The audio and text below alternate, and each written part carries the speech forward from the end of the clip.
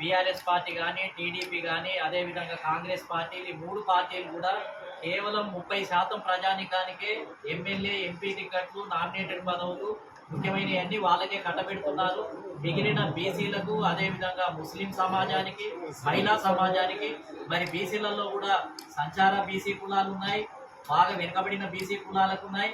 వీళ్ళకి ఎవరికి కూడా వీళ్ళు టికెట్లు ఇవ్వటం లేదు. అంటే 70% ప్రజలను విస్మరిస్తూ పార్టీలను కొనసాగించడం అనేది రాజ్యాంగ విరుద్ధం. ఇది నేరం.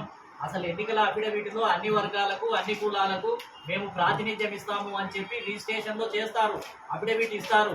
కానీ బీఆర్ఎస్, కాంగ్రెస్, టీడీపీ ఏకపక్షంగా కొన్ని వర్గాలకే ఇస్తున్నారు. ఇది ప్రజాస్వామ్య వ్యతిరేకం.